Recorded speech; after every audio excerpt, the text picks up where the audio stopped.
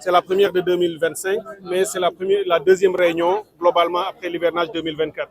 Puisqu'en décembre dernier, on avait déjà tenu une réunion d'évaluation, mais également de projection. Et à la suite de cette réunion d'évaluation et de projection, les directeurs de la prévention des inondations et le directeur de l'ONAS avaient également fait des tournées dans le pays pour regarder l'état de mise en œuvre des décisions, l'état d'avancement des travaux également et de pouvoir s'assurer que les choses soient prises en charge de la façon la plus adéquate.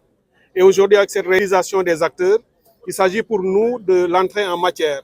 On démarre le processus menant à l'hivernage 2025 avec une approche différente en nous basant sur les orientations très claires données par M. le Président de la République. Et vous vous souvenez qu'il y a 2 semaines, en Conseil des ministres, il avait donné des instructions pour démarrer et accélérer les travaux pré-hivernage, de curage, de nettoyage et de focardage des bassins, d'ouverture des voies d'eau, mais surtout, et c'est le plus important, de mobilisation des acteurs communautaires, de la société civile, du secteur privé et des collectivités locales et autres pour venir en appui à l'État afin de gérer cet hivernage différemment. Nous nous y sommes pris très tôt. Nous avons mobilisé l'ensemble des parties prenantes. Cette réunion est une première en termes de nombre de participants.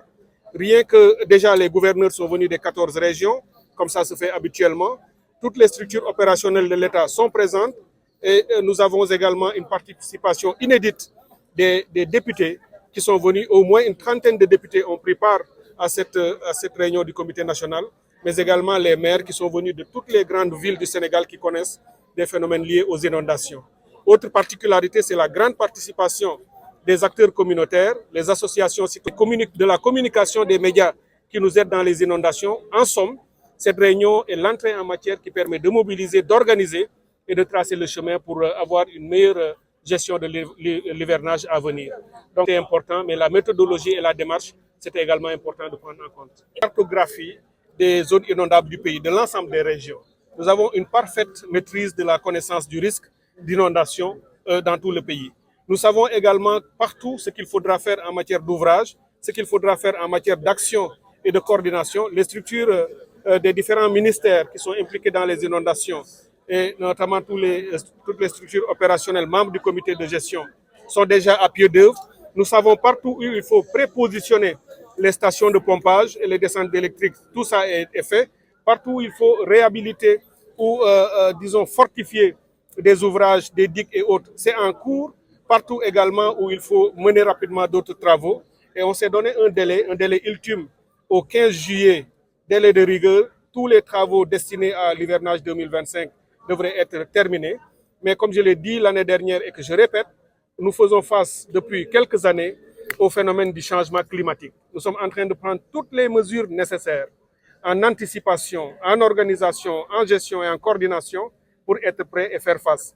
Mais l'ANACIM vient de le dire, nous attendons également les prévisions d'Agrimet. On s'attend, de toute manière, nous avons démarré en travaillant sur une hypothèse pessimiste et autre. Ça veut dire que quoi qu'il arrive, nous estimons que l'hivernage à venir sera tout aussi pluvieux, sinon plus pluvieux que l'hivernage passé. Donc il faut nous organiser dès à présent pour pouvoir faire face, sans doute à des inondations qui pourraient survenir suite à des pluies extrêmes que nous pourrions connaître, aussi bien en inondation pluviale qu'en inondation fluviale également sur les bassins du fleuve Sénégal et même de Gambie. Donc c'est un moment important pour nous, mais comme je l'ai dit, c'est une entrée en matière, puisque après la réunion du comité national de gestion des inondations, j'aurai des réunions spécifiques avec chacune des parties prenantes. Avec les gouverneurs de région, je ferai un suivi de près et à partir du mois de juillet, ce serait hebdomadaire. Avec les acteurs communautaires et les associations de la société civile et les citoyens, je les recevrai d'ailleurs et on organisera également avec eux une grande rencontre à l'occasion de laquelle nous pourrons rentrer dans le détail sur la façon de les mettre à contribution de la manière la plus efficace pour nous aider à atteindre nos objectifs. Je ferai de même avec les députés, je ferai de même avec les maires et représentants des collectivités territoriales, sans compter bien entendu les tournées que je ferai régulièrement à partir de la fin du mois d'avril en cours, partout dans le pays. Et chaque mois, j'y retournerai sur le terrain pour vérifier l'état d'avancement des travaux pour que, à la tombée des premières pluies, Inch'Allah, on ne peut pas dire que tout sera résolu, mais pour ce qu'un être humain sera capable de faire en matière de ressources humaines, mais également de moyens financiers de l'État, nous aurons à faire tout ce qu'il faudra faire en ce moment-là. Mais l'autre élément également majeur d'innovation, c'est que jusqu'ici, jusqu'à l'année dernière en tout cas, nous n'avions que des bulletins d'alerte, que la météo sortait pour dire il y a un risque de pluie à tel jour et on attend des pluies dans telle et telle zone. Aujourd'hui, on a une précision un peu plus forte. C'est-à-dire que non seulement on va prévoir l'arrivée de pluie, mais on peut spécifier la zone dans laquelle la pluie va arriver, même les axes routiers qui seront les plus impactés, et même simuler la quantité de pluie qui pourrait tomber. Quel va être l'intérêt de cet outil? Si on dit lundi, tel jour du mois d'août, il pleuvra à Dakar et on attend cette pluie du côté de la corniche ouest de Dakar. On attend une centaine de millimètres ou 150 millimètres de pluie pourrait tomber sur la corniche. Mais plus encore, on va dire la pluie pourrait tomber entre 10 heures et 12 heures. Cela nous amènera à prendre les dispositions. Le ministère de l'Intérieur pourra dire, comme il y a ce risque d'inondation sur cet axe, il faudra peut-être fermer l'axe de la corniche pendant 2 heures de temps pour éviter que les populations s'y engagent et qu'ils soient coincés dans les eaux.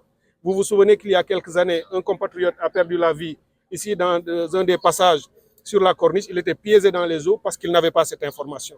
Nous voulons cette année avoir cette information. Un radar est installé à Diamniadio. Il est opérationnel. Avec la NACIM et la direction de la prévention des inondations, nous travaillerons à avoir les bulletins régulièrement. Et nous sommes en train de mettre en place toute une plateforme en matière de communication, notamment dans les réseaux sociaux, avec un chatbot, avec les intelligences artificielles qui pourront répondre immédiatement quand vous lui posez des questions, qui vous rendra cette intelligence artificielle. Mais le plus important, c'est l'humain. L'humain, ce sont les citoyennes et citoyens dans toutes les communes qui vont nous aider quand il y a les risques, qu'ils sortent le plus tôt possible, qu'ils curent et qu'ils se préparent. Peut-être même qu'on va rester ensemble sur le terrain.